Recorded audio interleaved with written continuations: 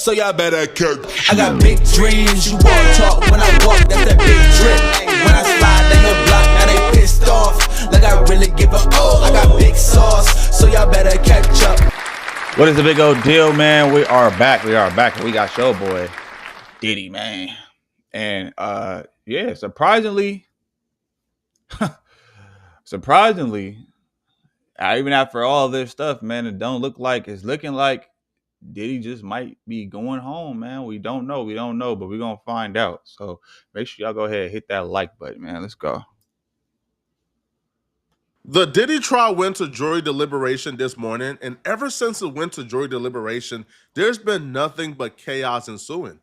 But in this video, I'm going to break down why I believe that chaos is actually going to work in Diddy's favor. I obtained the jury sheet of the official charges the jurors are being asked to vote on. So let's take a look at it so we can figure out which charges that we believe is going to stick and which ones we don't believe is going to stick. Count 1, racketeering conspiracy, is the most interesting of the counts because of the complexity that comes to racketeering.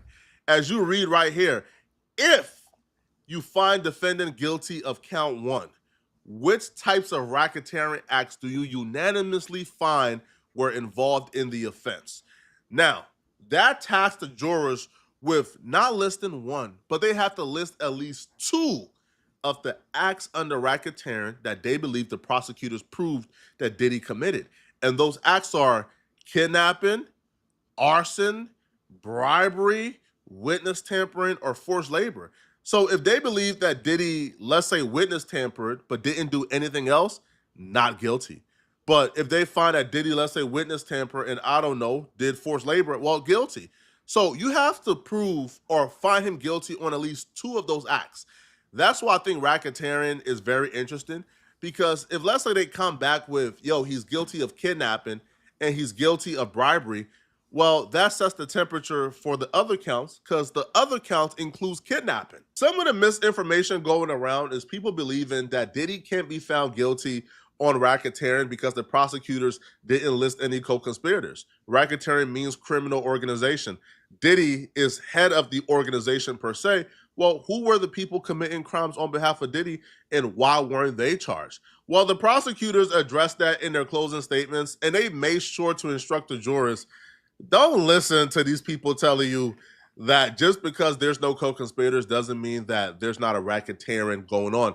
The prosecutors actually listed a name of people, employees of Diddy, under his company, and they told the jurors, if you believe that these people helped Diddy commit crimes based on the testimonies you heard today in court or during this trial, then that's racketeering. It don't matter if those people weren't co-conspirators or they, didn't testify or, they weren't charged with anything. If you believe, based on what you heard today in court or throughout this trial, that these people helped Diddy commit crimes, racketeering, he's out of here. The 3 people they're listing as the unofficial co-conspirators are Fahim Muhammad, Christina Karam, and Damian D-Rock.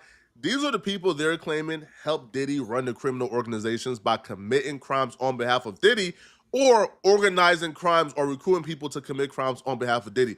Fahim Muhammad, we know who he is, bruh. He's the dude who makes things goes away. That's apparently the dude when Diddy's son shot somebody, he showed up, made a crime scene go away because he got ties to law enforcement officials. And apparently he's the one allegedly who had law enforcement on Diddy payroll. So Fahim, we know he's been linked to the CIA for a while now, bro. He was Michael Jackson's head security guard, I believe, at like 21 years old. He was on duty when Michael Jackson passed away. Christina was allegedly Diddy's personal do girl. She was involved in setting up the freak offs, sending out payments to silence people. She essentially did Diddy's bidding, according to the feds, right? She was Diddy's do girl. D-Rock, we know he was the muscle, bro. Security guard, he committed a lot of kidnapping on behalf of Diddy, allegedly, from what we heard at trial. So these were their roles. And they're saying, based on what y'all heard at trial, these people had roles in Diddy running this criminal organization. And if you believe that any of these 3 helped Diddy commit crimes, then it's a criminal organization. And they're also saying you don't even have to have an identity for the people that you believe committed crimes. If you believe that anyone helped Diddy committed these crimes, then it's a racketeering. The U.S. attorney dismissed Diddy's lawyer suggestions that there was no criminal enterprise because no one testified that they were a part of a criminal enterprise. This was their address to the members of the jury. This is from the U.S. attorney. The U.S. attorney stated, members of the jury, use your common sense and look at the evidence. Whether you're receiving a paycheck from a lawful business or not, when you direct other people to get or transport drugs for your boss, you're committing a crime. When your boss asks you to buy and bring him drugs and you do it, you're agreeing to commit a crime. When you go with your boss to kidnap another employee and make her take you to someone's house, you are agreeing to commit a crime. And when you lock your boss' girlfriend in a hotel room after your boss stomped on her face and won't let her leave, you're agreeing to commit a crime. And what the evidence shows is that over and over, the defendant and his inner circle agreed to commit crimes together. That's what racketeering conspiracy is. You don't even have to have a name, a face to this. If you believe that an employee helped Diddy do this on behalf of Diddy, then you have to vote racketeering conspiracy. Okay, so what it's looking like so far, then I would say, as far as like the prostitution charges and like the freak off, like all that stuff, right? I don't see him getting charged or being guilty of those things, because a lot from also what we heard during the trial is that a lot of these people consented on their own to do all these things. So I mean, but yeah, it was said that they're gonna still try to get him on the racketeering charges. So I don't know, man. We're gonna see how this pretty much done set Diddy in a corner with this. That count one is gonna set the temperature. If it comes back and we hear not guilty for count one racketeering, then what we know is they either think that Diddy did none of the acts that he's been accused of committing, or he committed only one. That could be very good news for Diddy either way. If they come back and they say not guilty of everything, then how do you proceed and find him guilty on the other counts that includes some of the things that's under racketeering? But if you come back and say, yo, he's guilty of one thing, then how do you come back and find him guilty on a slew of other things outside of that one other thing? So let's take a look at the other counts so you understand what I'm talking about. If you look at the other acts under racketeering, you see trafficking, you see transportation for purposes of prostitution, and you also see drug distribution under racketeering. So let's just say he gets found not guilty on racketeering. Well, then you go to count two. If he's not guilty of trafficking, then he's probably not going to be guilty of trafficking under count two.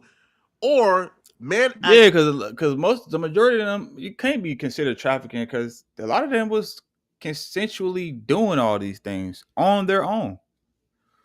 Transportation, which is transferring Cassie for prostitution under count three. Now, I'll be real. Even if Diddy is, let's say, found guilty of racketeering, I don't think it's going to be for trafficking Cassie. I think we heard enough during this trial to where Cassie was essentially a willing participant. Mm-hmm. Cassie essentially signed up for these freak-offs. She was scheduling this. She was paying for it. She was looking forward to it. There were times where she was texting, asking to do this. So I don't think, bruh, after what we just heard at trial, that anybody is going to vote for Cassie being trafficked. So I feel like for count two or three at least, is not guilty, which will make Diddy paying Cassie that $20 million all the dumber. If you went to criminal court and got found not guilty, then you probably should have just held off, right? If you were gonna get arrested, if you're gonna have your reputation ruined anyways, then why just give up that $20 million easy? She still came to court and testified against you. Right? You should have at least made her work for that $20 million, or take it to court, right? And take your chances.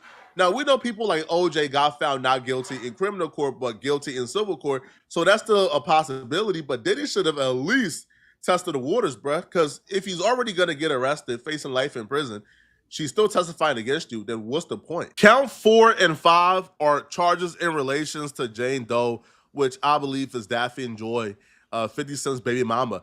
From what we heard at trial, bruh, Daffy and Joy was a willing participant, bruh.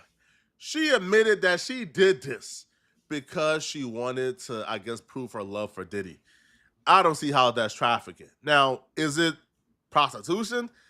I feel like the transportation is up the mill escorts. They got transported. But if we're not talking about the male escorts, we're talking about Jane Doe.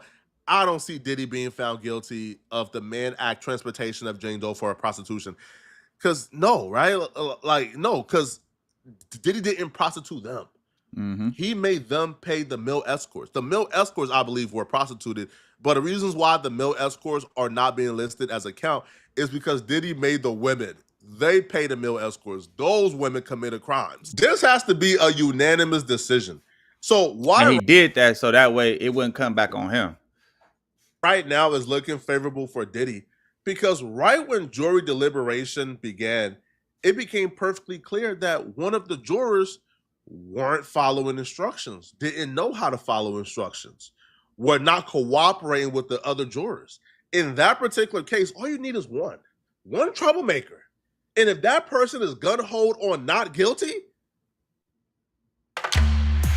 Now, that's crazy. I thought it was a majority last night rule. he used Hims. Honestly, nothing better than when a guy breaks this out. I seriously can't stop thinking about Hims. Hims. Thank you for That's definitely AI. it's gonna be a hung jury. We want to update you on this breaking news that is happening inside of the federal courthouse. Let's bring in Court TV Imagine legal he get correspondent out. Kelly Craft. Kelly, you have the latest on this jury note. It sounds like there may be already some infighting inside of that deliberation room. Well, hi there, Julia. Such an interesting development in the federal courthouse behind me. So it was just around 1 o'clock. There started to be some movement, and we began to hear that there was a juror note. So, of course, when that happens, everyone hurries back inside the courthouse to hear what the note is going to be, what it's going to say. So everyone began to gather. It took about a half hour, a little bit longer for everyone to make their way back into the courtroom, the attorneys, all the parties involved. And then we heard what the note said. The judge read it aloud. We have a full screen made for you so everyone gets a chance to see exactly what the jury note said. It says, we have a juror number 25, who we are concerned cannot follow your honor's instructions.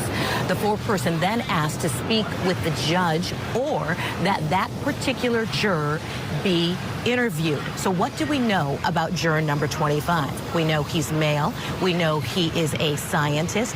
We know that during the jury selection process that he had told both sides that he had seen that hotel video in which Sean Diddy Combs is seen assaulting Cassie Ventura. This is inside the Intercontinental Hotel in Los Angeles. He had said that he did see that video, and he also said, Julia, that he had formed an opinion about that particular video. But then he was very clear that he was able to set his opinion aside to be able to go forward and have a fair, impartial look at this entire case.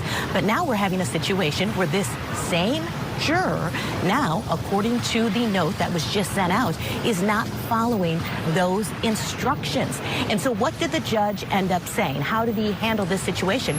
He sent them back and said, you are supposed to follow the jury instructions, go back and continue deliberating. So that is where we stand right now, Julia, with that big development here in court. That juror don't look like he's pro Diddy, but if he's pretty adamant that he can't be unbiased against Diddy and they're still forcing him to proceed, I mean, that could be cause for a mistrial later on, right? Or an overturning or an appeal.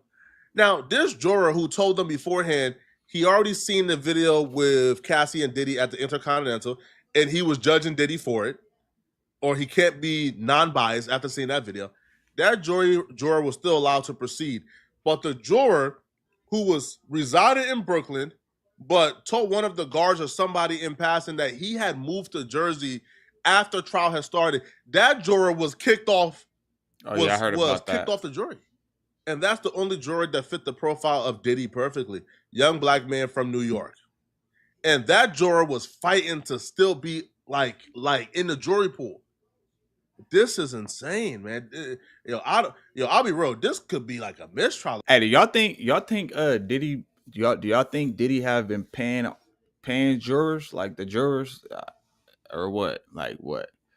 You know what I'm saying? To get them to turn and like basically like make him not be guilty. What did y'all think? Or something, man. Now, a note came back that gives me some hope for Diddy. Now, first off, as much chaos as possible always works in the favor of the defendant.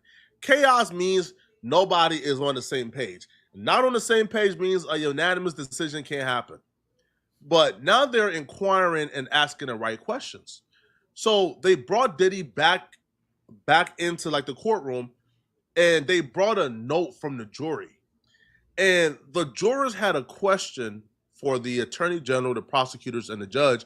And here is the question that I believe actually works in Diddy's favor. The jury had a question regarding the drug distribution count. And their question was, if an individual asks for a controlled substance and the person hands it over, is it distribution? Now, the reason why that question is very important, that shows the jury is deliberating over consent. That shows the jury is looking at all the evidence of Cassie asking for drugs, of Diddy putting Cassie in rehab. They're kind of looking at the free calls too. They're looking at Cassie asking for the free calls, and it looks like they're thinking heavily about consent. And if they're thinking about consent, that means this is not an open and shut case. That this is not a case where they believe that Cassie is at no fault and that she was this perfect victim that Diddy trafficked. No, they're looking at the details, and I believe that they will come back with Cassie was a willing participant. She didn't get trafficked, and Diddy did not distribute drugs to Cassie. Cassie sought out those drugs herself. The judge stated they will answer the question tomorrow morning, but that's an interesting question.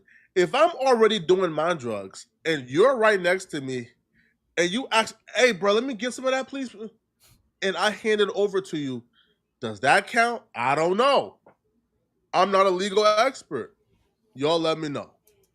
That is crazy work, man. What do y'all think? Like, y'all think Diddy gonna get up out of this one, man? And if he do get out of this one, man, ooh, it's gonna be bad for a lot of people, I'm thinking, because a lot of people turned their back on him.